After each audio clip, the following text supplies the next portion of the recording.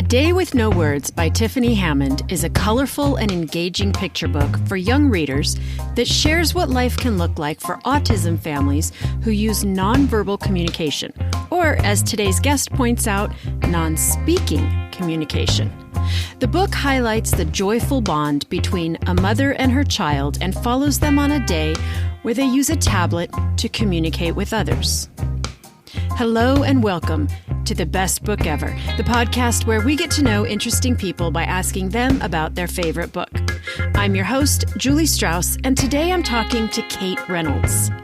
Kate is a Canadian children's librarian and an advocate for inclusive story times.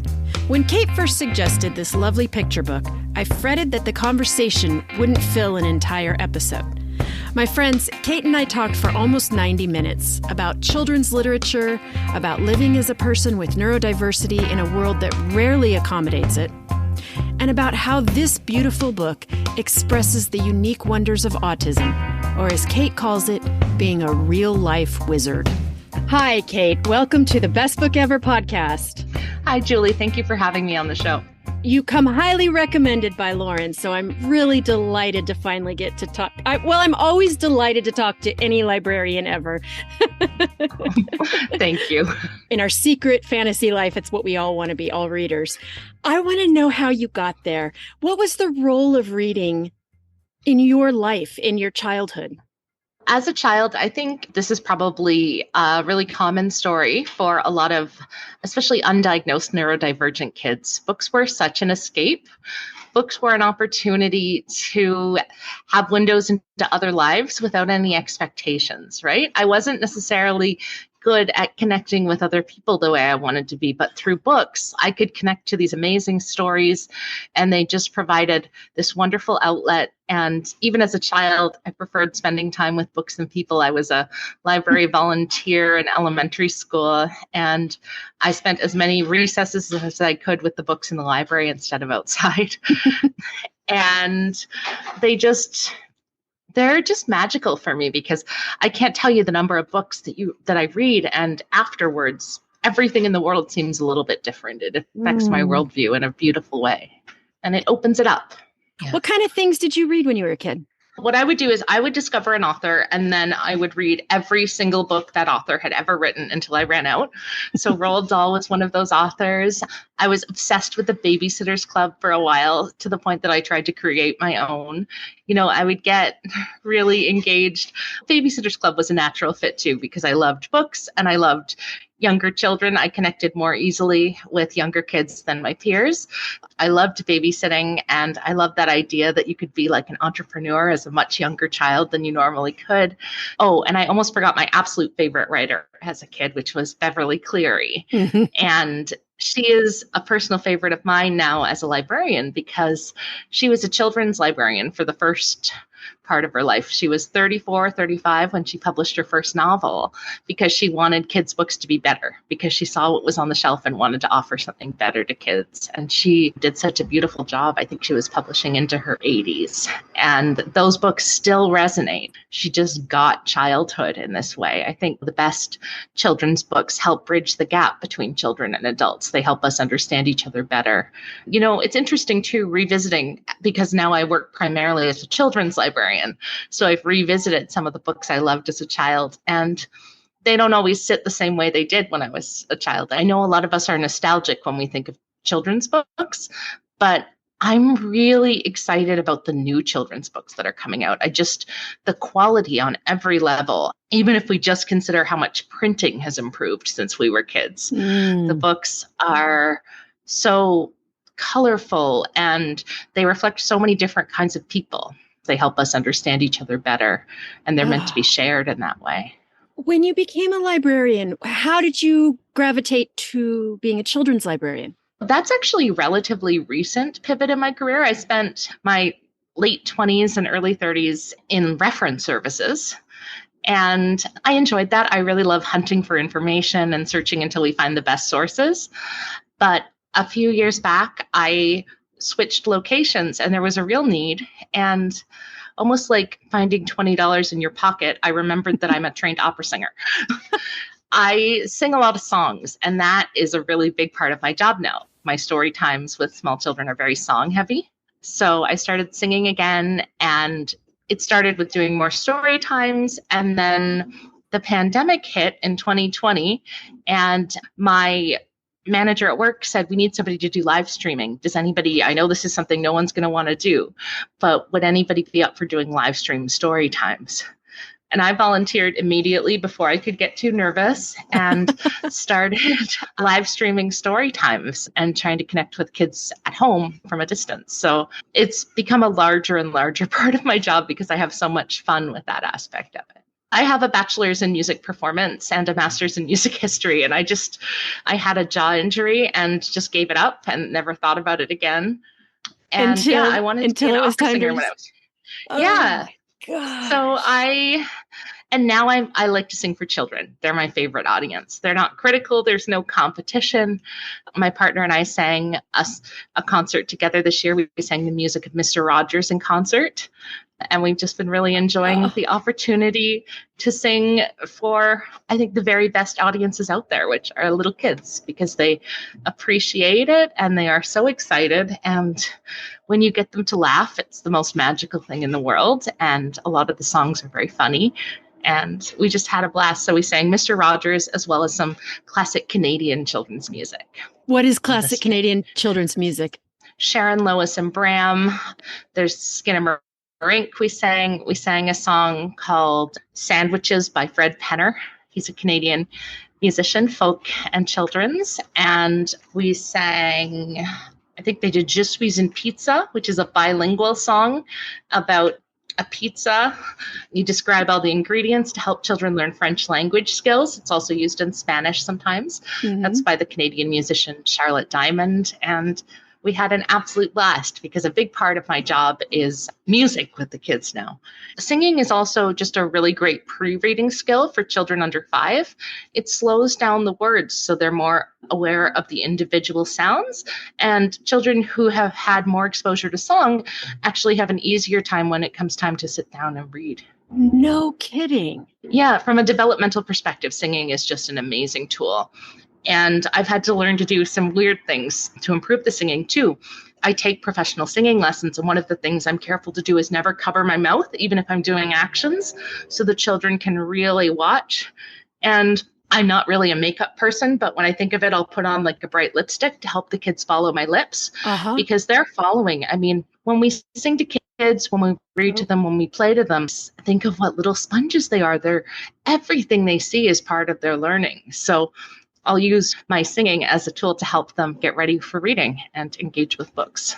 We forget that kids aren't looking at us to be great singers. They don't even notice that I'm a good singer. They notice that I'm loud. But that's about it. You know, they just want to be loud too. They like loud. Mm-hmm. Every once in a while, they'll say, "Oh, you sing so pretty, Miss Kate." But usually it's just about the songs being funny. It's about the songs and the engaging. And I tell the parents that there's something really valuable in doing something we're not good at in front of kids and showing that it's fun. Because what are we teaching kids when we only do things we feel really good about? We're teaching them that if you're not the best, you shouldn't try. And most of us are not the best at most everything. And I think there's something so valuable in showing them our fallibility as adults. I also like to dance for the kids because as good as I am at singing, I have been repeatedly and accurately called the worst dancer people have ever seen in their entire lives. Like I'm liable to hit myself in the face with a prop while I'm doing it. And I say, see, we show kids that it's fun, even if we're not good at it. And what a great modeling opportunity. You know, it's not about being good at it. It's about connecting. And kids don't know that you're not a good singer, especially if you're their parent. Their voice is already such a source of joy and comfort for them. Mm-hmm. They love it because it's coming from someone they love. They don't love it because of the sound that it makes. I hope that parents will take that to heart and not be afraid to sing because it's a beautiful way to bond. It's not about the music. I mean, the music is a tool. It's not the end goal. Right. Will you tell us about the Solidarity team? So we started with a Facebook group for library professionals, and then people kept reaching out to me, and it turns out they were just the right people. I don't know how we found each other. but a lot of us are some flavor of neurodivergent. And so we connected really well. And I've met the most amazing people, and they all have the most amazing skills and perspectives. And I love how different everyone is. And then what we're doing on the Solidarity team is one of our main goals is we provide a song list to help librarians and educators find new songs for Storytime. The Solidarity team exists as a resource for librarians and parents, or just for librarians? We're young. We only started in 2021, so we're still figuring out who we're for. Mm-hmm. But the feedback we're getting is that it is something that teachers want, that parents want, that anybody can use. We'd like to make it as easy to provide an inclusive and welcoming story time as it is to provide one that's problematic, because we don't need to perpetuate that. So I happen to have a musicology degree that I dusted off for this, because unfortunately, a lot of songs we sing to children have really traumatic origins. You know, they've been used to dehumanize. A lot of songs that have made their way into the popular canon for children's songs are from minstrelsy. Some of them are even slave catching songs. And we just don't think that's a good way to start kids. What you're doing is not only checking to make sure that the current language of the song is appropriate, but you're also making sure that the basis and the history of the song isn't rooted in oppressive. Absolutely. So even if the current version doesn't have it on the surface, we feel that we should just not use those songs. Yeah. So when you look in our database, initially we were omitting them, but I came to realize that's probably not enough, because we don't include every song in existence. So now if you search our database for eeny, meeny, miny, mo, instead of getting nothing, you get an explanation of why we think it's problematic with citations and a list of songs that serve the same teaching or pedagogical purpose that you can sub in instead. Right.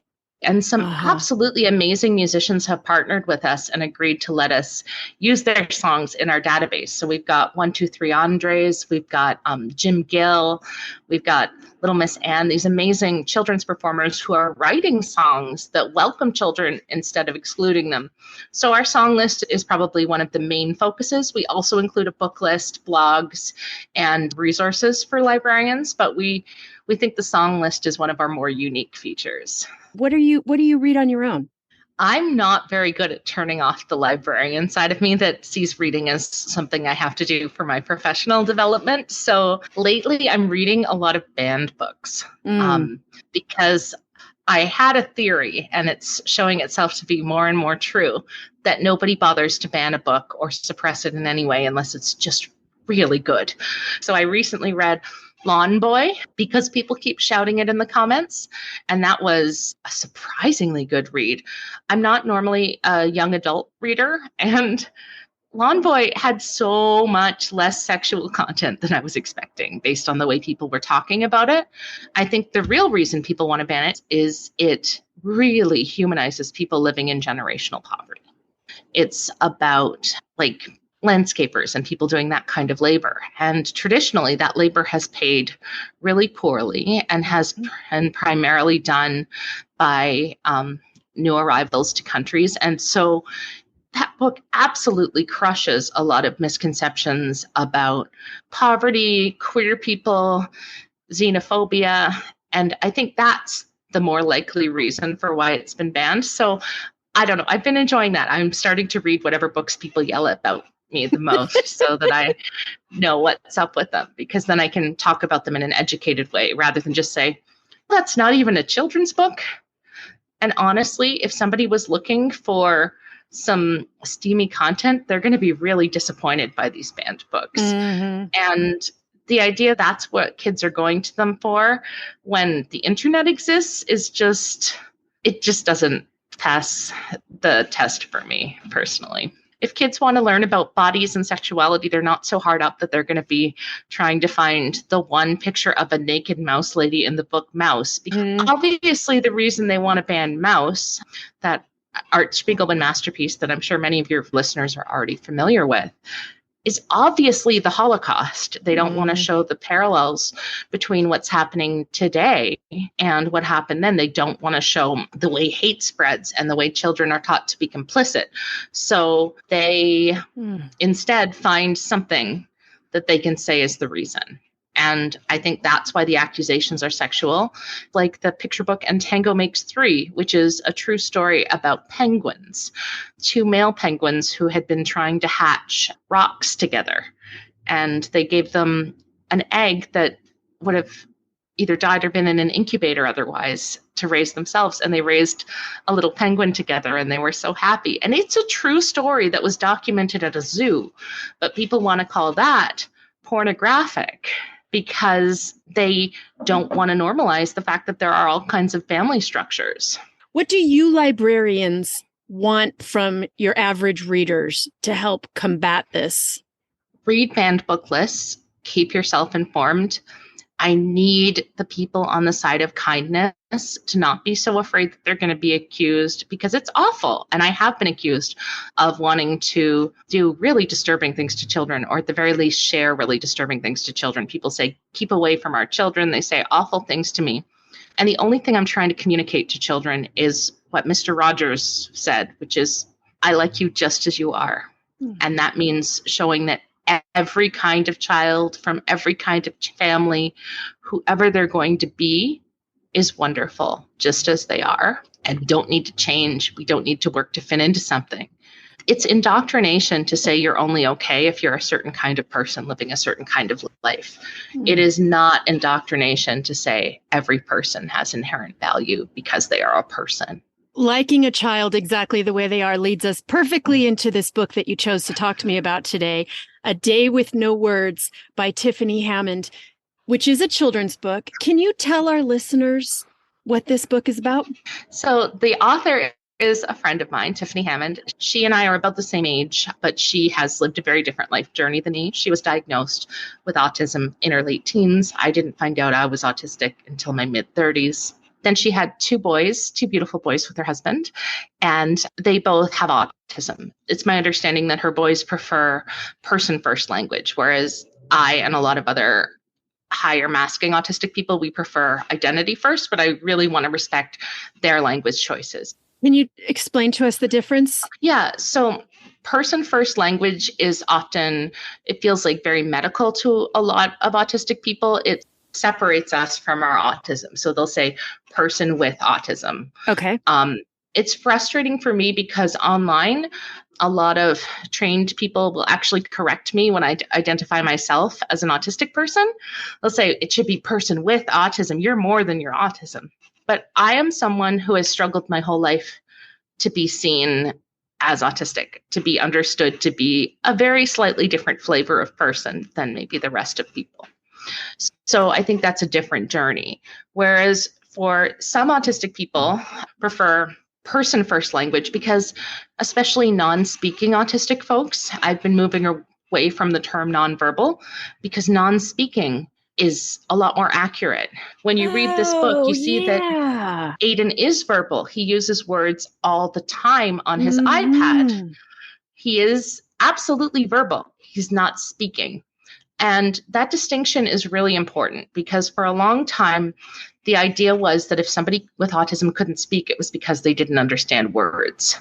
Yeah. So I'm not an expert on somebody else's experience of autism. And I just really want to make this disclaimer. But when you look at autistic people who don't speak, it's not because they don't understand. And we're seeing that now with various types of assisted communication. My understanding is it is an ability to coordinate speech. So speech is a very coordinated thing. We've got our vocal folds, we've got our diaphragms, we've got all kinds of things happening at once. So making mouth sounds is different from being able to use words. And it's different in a very meaningful way. And I think that this A Day with No Words gets this across because there actually are a lot of words in this book that he uses himself. Yeah. He can read. And many non-speaking autistics are actually hyperlexic. This is clearly someone who not only understands verbal speech, but can communicate in words. So, because when we think nonverbal, we think non-thinking in a way that I think is very stigmatizing and unfair. I'm sorry I derailed you. I really want to make sure I get the language correct. And I'm grateful you're making the effort. I'm grateful for everyone who's making the effort. And it's going to evolve. What I say here today might not be the language people prefer in 5 years. And that's okay. It's great that we can keep learning together and finding the nuance until we get to language that's a little bit more effective. And, I'm not even 100% sure that her sons want to be identified the same as each other.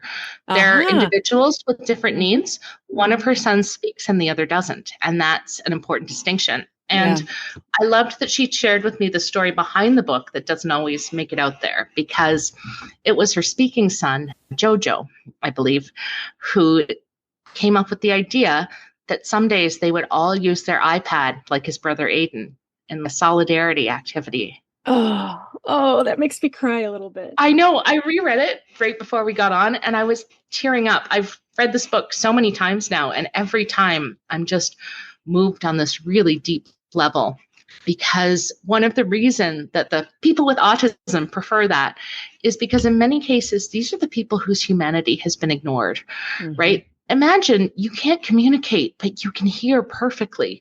You can understand perfectly, and you can hear every mean thing people are saying about you, even your own parents, even medical professionals, even the people who are supposed to be there to care for you are calling you low functioning and talking about you like you're not even in the room. And that just devastates me. It's one of the saddest things I've found with parents of autistic children, the way they sometimes talk about their children to me. They said, well, how can you celebrate autism when my child can't even blah? It's like, treating your child like a tragedy is a trauma for your child. Those children are listening and their feelings, they matter.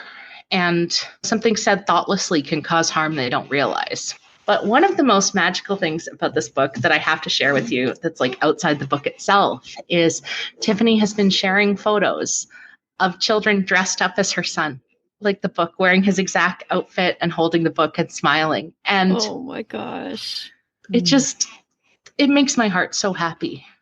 This book is doing so much good. And it was a New York Times bestseller. So I hope that shows publishers that there is a deep need for books that humanize the people who have been excluded. For the longest time, I could not find a book about autism that included girls or women or people of color. And autism is more likely to be diagnosed in cisgender white males because of data science problems, not because of prevalence. More likely to be diagnosed does not mean more likely to exist. All the groups we think of as less likely to have autism are just like less likely to have an autism diagnosis, because all our DSM data is around white males. And I mean, I've written about autism before I was diagnosed, and I would read, oh yeah, very uncommon in girls and women, and move on. And if I had been male, there's no question that I would have been diagnosed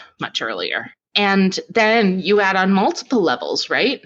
If you're a woman of color, if you have less financial means, because autism testing is incredibly expensive, and the people who get diagnosed tend to be the people whose parents can get them tested by the best therapists. And unfortunately, because we keep basing our understanding around who's already been diagnosed, it can be a self-perpetuating problem. So that's one of the things I love about Tiffany. Very few people have seen an autistic person who looks like her. What I felt was so radical about this book, A Day with No Words, was that fact that it was told from his point of view. What is going on in his head is so colorful and so full of images and words and thoughts and questions, and giving voice and image to that felt very radical to me. And the beautiful illustrations. Aren't they gorgeous? They really are. But this is by an autistic author whose love for her children just shines through in everything she does. This is from an autistic publisher. So there's just a lot of people who get it, who have different perspectives. She's not othering her son. He was involved in the process. She's talking about things he really does. And it's just about that beautiful relationship, because one of the most dangerous myths about autism is that we lack empathy. And it's not that at all. There are a few things going on. One is we don't express empathy the way people expect us to.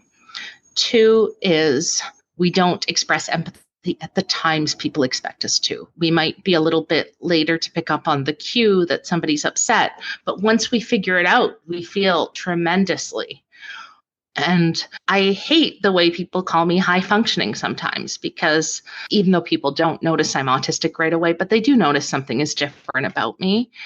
And it really erases the struggles I have living in a world that's built for different neurology. Autism is just like a different operating system, and the world is built around the other operating system. So it's kind of like iOS versus Android. And if you treat your phone like it's the wrong operating system, it's not going to work very well. I think the thing that we forget about that is the exhaustion that comes with that phrase, high functioning. And I'm again using air quotes for that. Thank you. Because that implies that person is putting great effort. They are going out into the world functioning as a different operating system. And the emotional and mental taxation of and exhaustion of that, I don't think is something that is recognized by neurotypical folks. Thank you. That's exactly right. Like we're running marathons every day. Yes. Many of us. Just to go get your groceries. Yeah. Yeah. That's the cost for us, is needing so much recuperation. And that comes out of the things that people want to be able to do with our lives. That comes out of our time to enjoy ourselves and rest and do the things we need. And I have this exact topic in my notes as well, is because I went to Tiffany Hammond's Instagram page and I was so moved by really practical advocacy for the autistic community, because so many of her posts make me realize what I don't see in the world or what I don't notice. This goes back to what you said at the beginning of our conversation. A low stakes way to learn about someone else's life is, I think, the way you said it. And I think as I was reading Tiffany's book and looking at her Instagram, I was thinking, this is really the magic of books. I love that this book exists as representation for autistic children, for Black autistic children. But I also love this book and books like this for the sake of anytime we're reading something and we realize it never occurred to me that this experience that's easy for me is hard for you. Not out of cruelty, but just out of not noticing. The double empathy problem, because Tell me you what don't that know. means. So it's the fact that as hard as it is for me as an autistic person to understand non-autistic people, it's just as hard for them to understand us back. Yeah. We only see the surface levels of each other's behavior. And, so much of autistic behavior gets pathologized. Yes. I also think this is a good time to bring up something. I'm not sure you're aware of it, but it's popular in library circles. The work of Rudine Sims Bishop. She was a children's librarian, and she said that all children need mirrors and windows. Yes. But I think that that's true not just for children. We need mirrors into our own lives, and we need windows into the lives of others. And what we've seen with literature for so long is some children basically only had mirrors and some children basically only had windows. And that gives you a very distorted worldview. Mm-hmm. It harms the children who never see themselves. And we think about that, representation matters for them. But it's also important for people who see themselves overrepresented to see into other lives, because that's how we develop that empathy. Listen, children's librarians, y'all are saving the world. And I genuinely mean this. Y'all are saving this burning world. I'm so grateful for the work that you do. You asked me something earlier about what people can do for book bans. And I do have a challenge for your listeners. All right. Which is, whenever possible, try to read books by living authors for children. Children's worlds are so immediate. So books that we loved, as wonderful as they may have been, they don't hold a candle to what's coming out now. We're finally getting books that reflect all of humanity in a new way. What's coming out now, it reflects more people, more types of people. There are now amazing books by authors of all genders, faith backgrounds, skin tones, neurologies. Like it gets better every year. And it's very hard for authors to make a living these days. by supporting newer authors. The Seuss Corporation doesn't need more money. You can get those books at garage sales. If you're buying new books, please try to support living authors. Storytime Solidarity loves partnering with Kidlit and Color. There's a whole bunch of amazing books there. Any book somebody's trying to suppress is a book worth reading. And books that reflect the wide range of humanity. And you can use your library for this. It's not in everybody's budget. If you're somebody who can't afford to buy every book they want for their children, check out big stacks of new books. You're supporting authors just by doing that. Or if you're someone who doesn't buy picture books because you don't have children in your life, it's a great opportunity to buy good quality children's books for toy drives. They're a really wonderful thing to buy for toy drives, for homeless shelters, for transitional housing. These make great gifts. You can support authors in whatever way fits with your lifestyle and budget, but new authors, that's what we need. This has been so wonderful talking to you. I'm just so delighted to meet you, and I just look forward to everything that you do in the future. Will you share with our guests where they can find you and your wonderful work online? I'm at Lavender Librarian on Facebook and Instagram. I also really hope you'll check out the website. I share with the amazing Solidarity team. We've got so many people working together to try to build the world we want children to inherit. And that is storytimesolidarity.com. You can also follow Storytime Solidarity on socials. We're Storytime Solidarity pretty much everywhere. Thank you for sharing. And I hope you'll come back anytime you have a book you want to share with us. It's just been great talking to you. Thank you so much. Wonderful. Bookworms, I would love to hear your thoughts about A Day with No Words and any other suggestions you may have for inclusive children's literature. Let me know over on Instagram at Best Book Ever Podcast. Links to everything we discussed today are available in the show notes. If you enjoyed this episode, please leave a review wherever you are listening. If you want to learn more about my weekly guests, as well as get a little peek into what I'm reading and listening to in my own free time, subscribe to my weekly pod newsletter at bestbookeverpodcast.substack.com. The newsletter's free, but once you get there, you'll see a few different paid options if you want to help me keep the candles burning over here in my reading cave. Thanks for joining me today, and as always, I will see you at the library.